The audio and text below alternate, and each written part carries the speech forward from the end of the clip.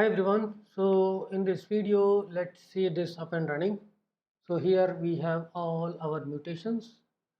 Like we have defined create user, update user at least, create post, update post, create comment and update comment. We can focus on these, right? And what we are doing is we are getting this DB from the context. So this is where we are passing the DB as a context.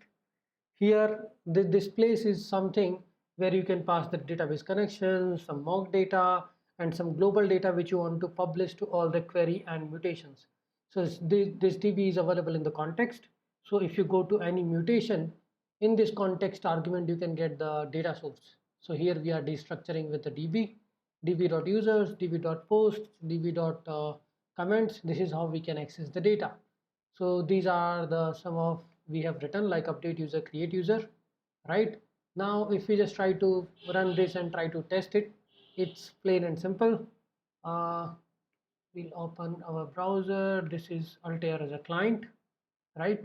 And this is how we are specifying our payload.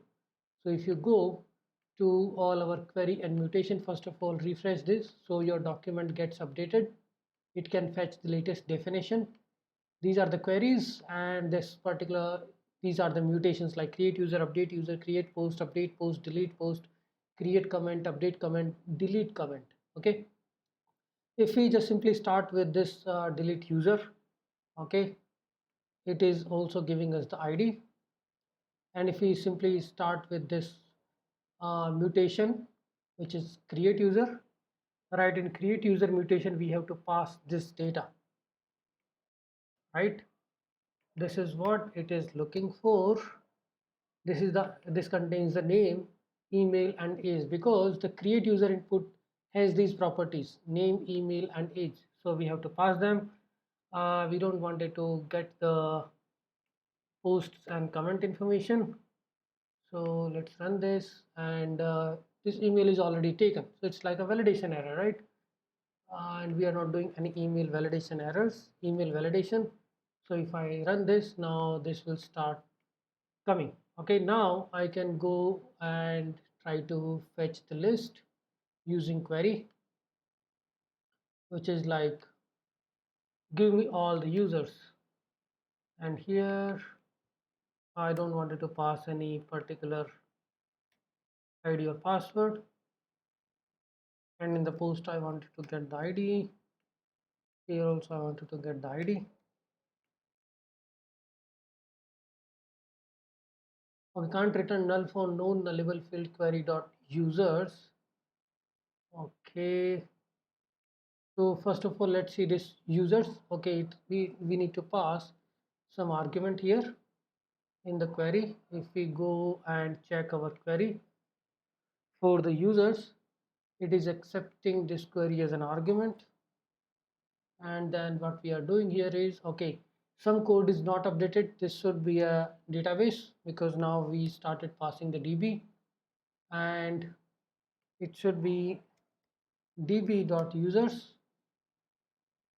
right? And this is how it is going to be. This is a little bit old code. Here we are going to get DB, and we are going to filter out based on db.posts. Okay, similarly for the comments and all. Now what we are doing here is just save it so this server can restart.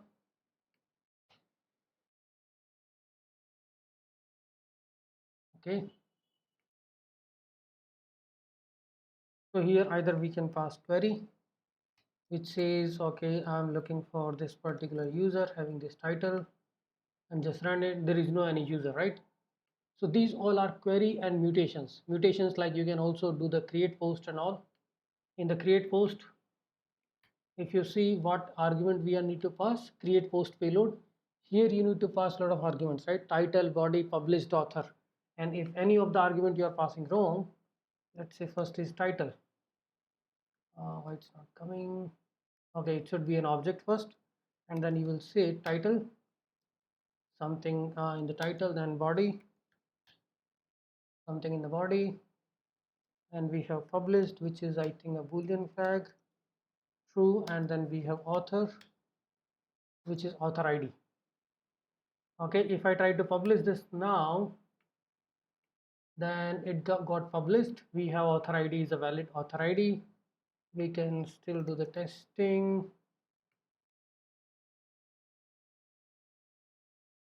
It will create a new one, but if you wanted to update, then you can use this ID, right? And you can update the title and body. Let's say this update,